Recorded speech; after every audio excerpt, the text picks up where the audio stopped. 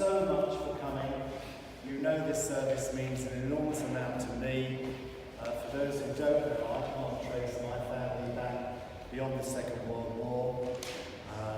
They all perished in Auschwitz-Birkenau. For those who haven't been to the camps, Auschwitz, I use this word advisedly, is pleasant compared with Birkenau, which is where the death camps happened. And I'm proud to say that we have Marcel and Ted here today, two survivors, to give their stories. So you're not going to hear a lot from me. First of all, though, one of my friends is a chap called Lord Alf Dubs in the House of Lords and a survivor. He's emailed me this morning. Dear Tony, I'm sorry that I can't be with you today to commemorate Holocaust Memorial Day, but I hope there will be other opportunities. It is vital that we continue to commemorate Holocaust Memorial Day and that we never forget the terrible events of World War II that led to the appalling suffering of so many.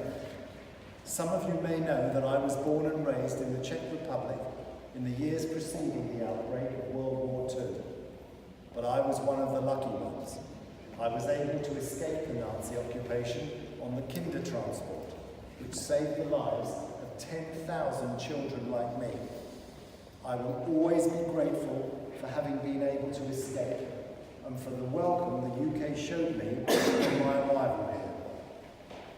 As we commemorate Holocaust Memorial Day, almost 80 years on, it is my hope that this country will remember the humanity it showed children like me and honour that humanity once again, be welcoming the 10,000 children of today who are fleeing war. Tony Samuels and Surrey County Council is playing its part in realising that hope by offering to take 30 unaccompanied refugee children.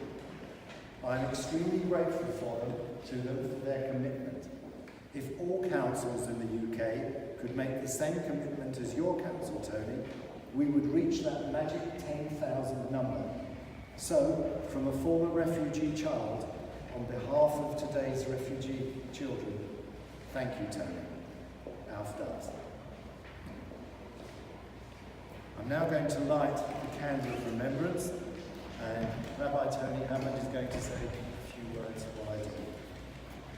So we light this candle in memory of the victims of the Holocaust and of all victims of genocides across the world. May the memory of those victims be a blessing. Amen. Amen. Now our first survivor, Ted, is going to give his story. I've spoken to several of these in the past, and I know some of you will have heard how I managed to avoid getting on the train to Auschwitz. So I thought I'd speak about something else, a forgotten Holocaust. When we came here in 1945, my mother was profoundly shocked by something she saw. People were throwing out bread for birds. The thought that you should throw food away was horrifying. My grandmother died of starvation in 1944. I tried to look to see how many died of starvation in the Second World War, and discovered to my shock that nobody knows that it's many, many millions, possibly even more than died in the camps, and there are 6 million there. There's a man whose name I think ought to be remembered in history, because he's largely forgotten. He was called Herbert Backer, and he designed what was called the Hunger Plan, which was that food should be taken from the occupied countries and, feed the German army, and he said, and many millions will undoubtedly die. And they did. It's the forgotten Holocaust, if you like. Many of them were Jews because they got the least food of all. But others, for example the Russians, over 3 million of them starved to death in camps. You can always tell someone who lived through those times and say, I mentioned my mother being quite shocked at at the thought that bread would be thrown out. Why we didn't die of food poisoning, I will never ever know. She never threw anything away. And every single scrap of food that came into the house got eaten for however long. And there's been some study done on this, actually. There's quite interesting stuff which we can find, that this is a very common phenomenon among those who survived the starvation. And in memory of all the millions who didn't. You talk to people at that time, and they'll only ever tell you the funny stories.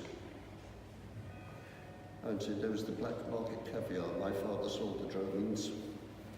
Well, it wasn't caviar at all, actually. It was tapioca, boot polish, and cod liver oil.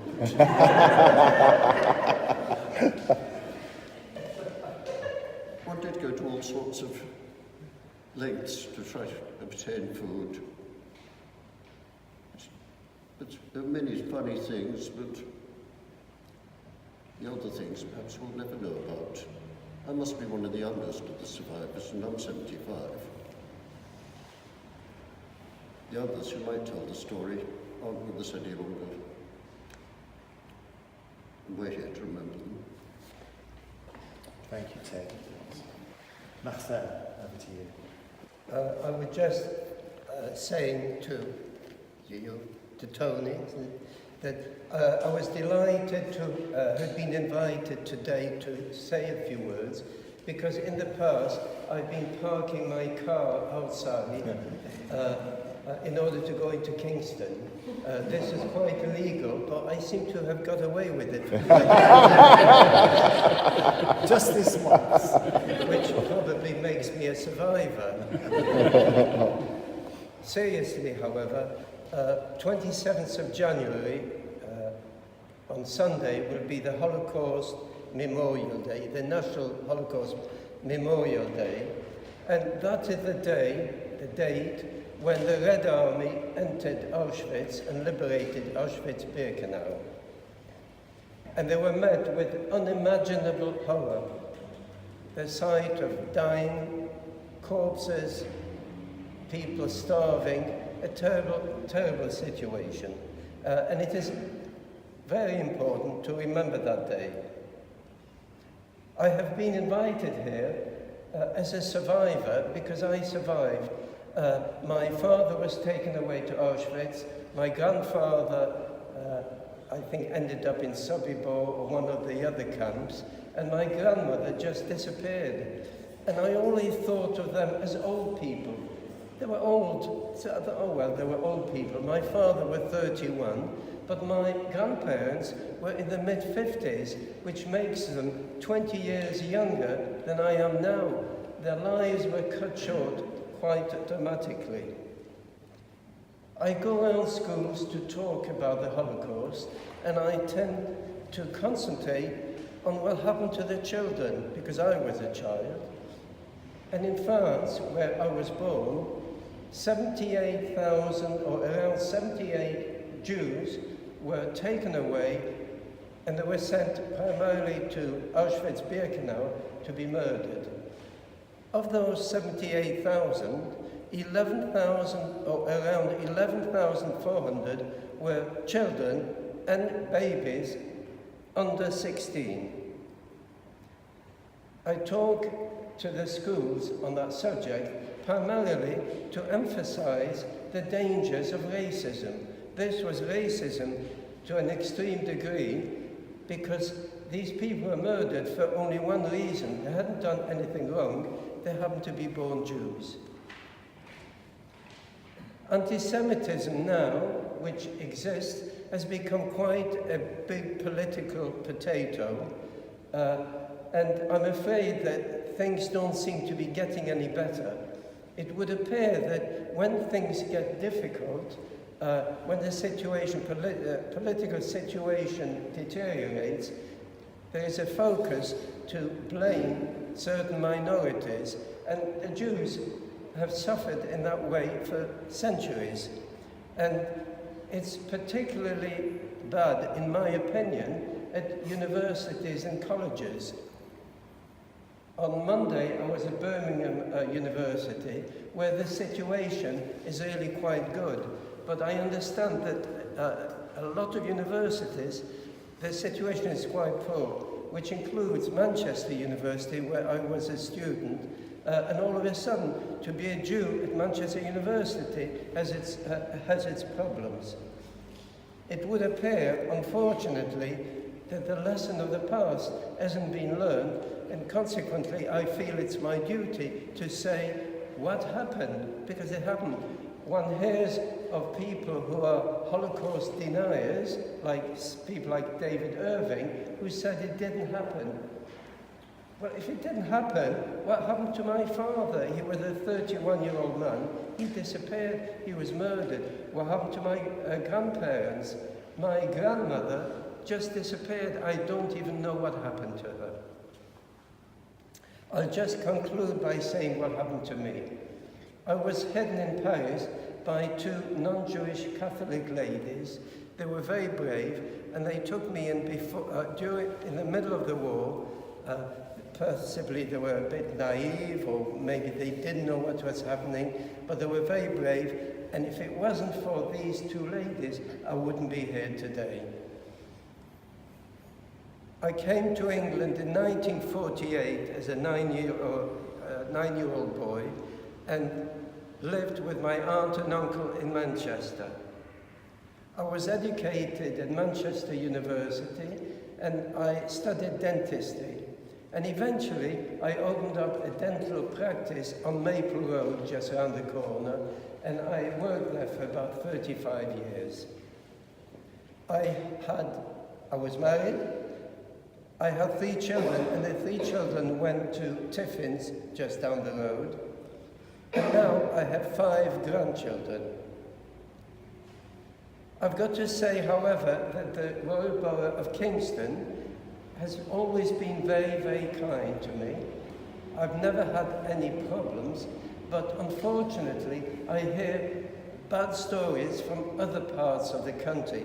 As an example, there are Jewish schools, Jewish institutions, synagogues. I'm sure it applies to your synagogue, where you need security. This is a religious establishment that needs security. You can't believe this, but Jews do feel insecure with good reason. Now, I just want to say, to conclude, to say thank you for inviting me here, and also for being very kind. And as a Jew living in Kingston, Surbiton, Surrey, I feel very safe. I hope it continues that way. Thank you.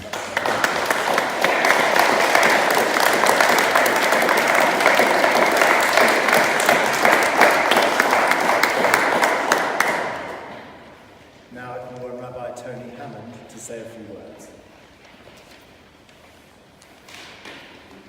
In the Jewish world, we have Yom HaShoah, we have the day when we remember the victims of the Holocaust, specifically as it were, our own. But today is a national Holocaust Memorial Day. And in the spirit of the more universal aspects of Judaism, I would like to read from you some reflections that we carry in our Siddur, in our prayer. We begin with a piece of Bible which most of you will be very familiar with. Cain spoke to Abel his brother, and when they were in the field, Cain rose up against Abel his brother and killed him. God said to Cain, "Where is Abel your brother?" He replied, I do not know. Am I my brother's keeper? God said, "What have you done? The voice of your brother's blood is crying out to me from the ground." This first murder recorded in the Bible occurs before there is any division between tribes, races, nations, and creeds. Cain and Abel are brothers, the first children of the first human couple. Yet needless hatred leads to the violent death of one, the victim, and exile and suffering for the other, the perpetrator. Since that moment, the earth has had reason to cry out each day at the blood that has been shed. despite our own Jewish history of suffering as victims of prejudice and hatred. Nothing prepared us for the horror of the Nazi genocide, the deliberate, systematic, cunning, and brutal attempt to wipe the Jewish people from the face of the earth. The pain of the loss of 1/3 of our people is deeply embedded in our hearts, our minds, and our souls. Vainly, we hope that such an atrocity could never be visited again on another people. Yet still, daily, we learn of new horrors, justified by perverse reasoning, conducted with ever more efficient weapons or with brutal slaughter. Each such destruction is unique to those who endure it. Each generates new potentials for revenge and escalation of horror. To this day, we join with people throughout the land in calling for an end to such brutality, to murder in the name of tribe, race, nation, or creed. We know that good intentions or prayers alone are not enough to stop the slaughter. We pledge our support for the United Nations and all other agencies that work for international understanding, for conflict resolution, management, or transformation. We affirm our commitment to interfaith dialogue and combating racial prejudice here in our neighbourhood and wherever a Jewish voice is present. As our tradition has taught us, we acknowledge that within ourselves, too, are the seeds of violence against others, so that we, too, must take responsibility for actions carried out in our name. So I end, God of Cain, God of Abel, help us work for a time when such horrors cease from the earth, when violence is no longer acceptable to solve conflicts, when no conditions exist to warrant acts of brutality and terror. May our small contribution as individuals and as a community, together with all people of goodwill, help bring this about. And let us together say, Amen. Amen.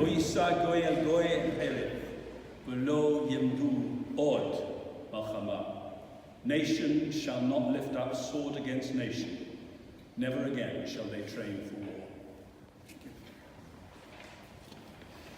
Thank you, Rabbi. And to conclude, let us all say together the interfaith prayer that's on the back of your programmes. That's it. Lord of all creation, we stand in awe before you, impelled by the vision of the harmony of man. We are children of many traditions, inheritors of shared wisdom and tragic misunderstandings, of proud hopes and humble successes. Now it is time for us to meet, in memory and truth, in courage and trust, in love and promise. In that which we share, let us see the common prayer of humanity.